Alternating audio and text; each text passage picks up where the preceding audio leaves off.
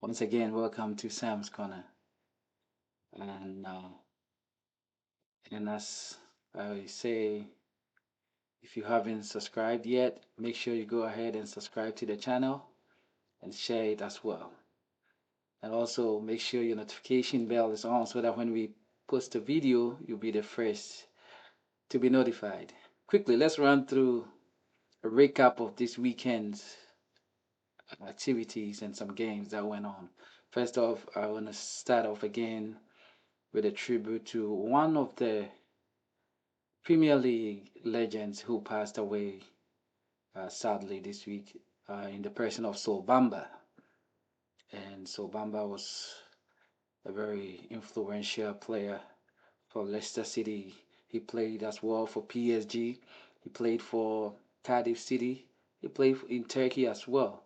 And he was a member of the Ivorian national team. So Ivory Coast, the past 2 weeks, lost a former coach and they've lost a former player. Uh, our heart goes to his family in these hard times. All right, moving on to a recap of our weekend. From the Premiership, some of the results: Nottingham Forest and Wolves 1-1. We have Leicester City 3-2 losing. Leicester City losing 1-2 to Aston Villa, and Jordan Ayew and Fatau couldn't come to national team with a victory there. And unfortunately, yes, they fell to Aston Villa, an improved Aston Villa side. Ipswich had a draw with Fulham, which for me, I like it for Ipswich because they were thrown into the fire as soon as they came into the league by facing two of the recent champions in Liverpool and Man City, and for them to get a draw and against Fulham will really help their cause. Southampton lost 3-1 to Brentford. Even I think with Ivan Toney leaving, Brentford are still a bit stronger. So that's one of the teams where you never know. They are always ready to shock you. So Brentford beating Southampton 3-1. Kamaldeen also on the losing side. So far, I think all the Ghanaian players are on the losing side this week. A shocker of the weekend was this game right here, Everton and Bournemouth. Everton winning 2-0, 86 and 40 seconds. 86 minutes 40 seconds. Pretty much the game is almost over. And they went on to lose 3-2. Crazy scene, crazy match. And I can't say it as the Bournemouth handle says, seriously, what is football? If you watch the game and you thought, oh, the game is done and dusted, it's almost 87 minutes, 2-0, 3 points to Everton, and you had gotten up, you really missed a lot of action because 3 goals in 10 minutes was pretty insane. And Everton, I think they are just digging themselves down. I believe they might not survive this time around. Last year they were lucky to survive. This year, including the woes of their financial situation of as a club, and the results not coming, I don't see them surviving. And if that happens, they might have to sell some of their players for cheap, like Brentford, who they refused to sell this season. They might have to, unless something else changes, which I don't see happening for Everton. Arsenal, who fortunately had a tie game, and for me,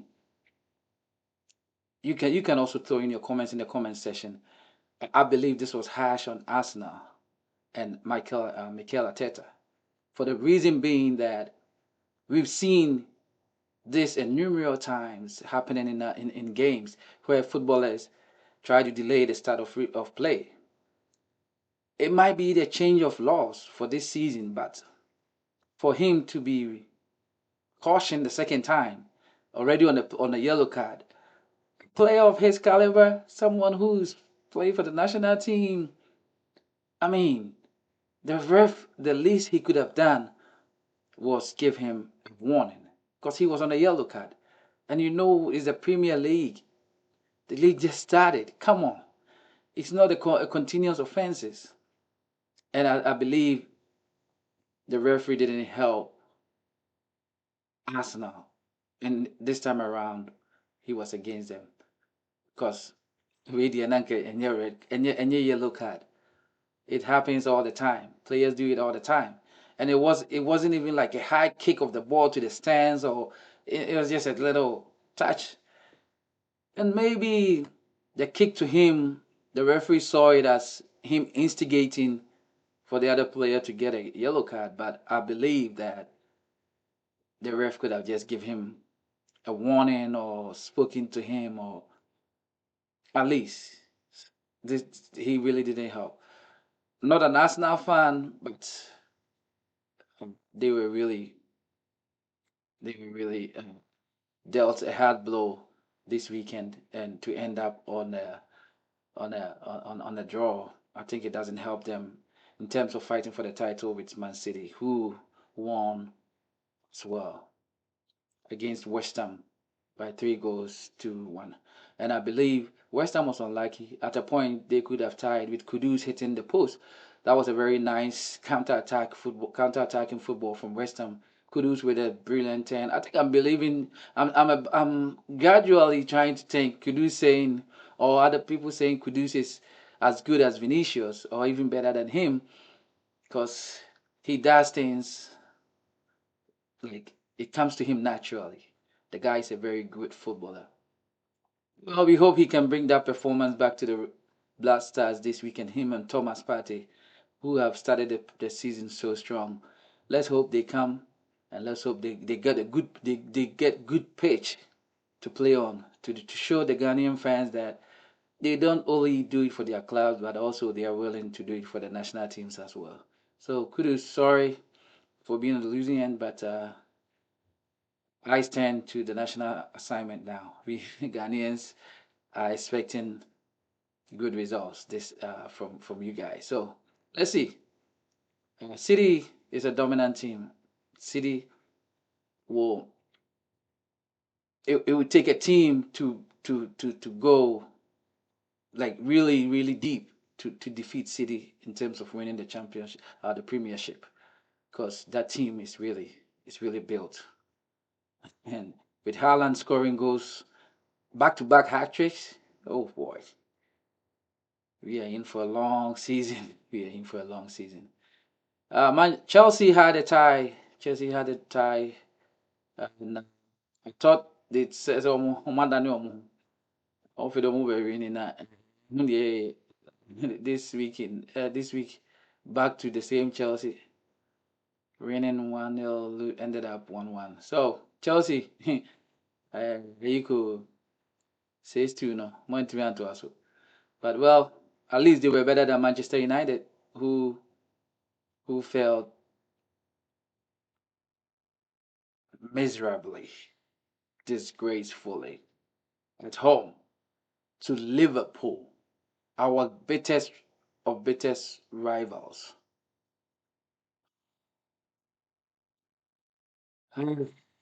Plus, worse, talking about Eric Ten Hag and his Manchester United side. 2 seasons of nothing, and the third season seems to be the same thing. So at this point, I have to say I'm holding off my support for Manchester United because my club doesn't seem to be going forward. It's just the same old club I've supported from childhood. Uh, well, say the Massachusetts Real Madrid for now. maybe nneɛma yiye akyire yi a mɛba back until paa sɛ United bɛsesa no koraa mentɔ United jersey biom. Yes, you heard it. I'm not buying United jersey again until things turn around. So that put my and a whole retirement to my support for Manchester United. It was fun while it lasted. I'm going to hold off now. And here's a Madrid, Birmingham, Nigeria. Okay, moving on. Madrid also won 2 to 2-0, and I believe a lot of noise surrounding Mbappe and Vinicius playing together might have quieted down with this victory. Although there's still a lot of improvement to be done, but at least they won, so it will come down. And Vinicius having the opportunity to take the penalty, or as the penalty taker giving the ball to Mbappe, tells you that they are willing to work together. So I believe it's good going to come from those two playing on the same team. Let's wait and see. Well, Barcelona this weekend, oof, had a thumping of 7 goals to 0. Well, they might be broke in pockets, but not broke in goals. 7-0, impressive win. The team doesn't look as bad as people see it. They might not have all like bigger name stars, but they have really good players. And with the addition of Dani Olmo, also gives them a little boost going forward for the title race. So right now, cruising. Barcelona cruising. And back to France, where Mason Greenwood, former Manchester United player who got himself into a little trouble. I wouldn't say a little, but Roberto De Zerbi said, "Hey, I don't care about his personal life. He's a good footballer. That's why we brought him here, and he's proven it.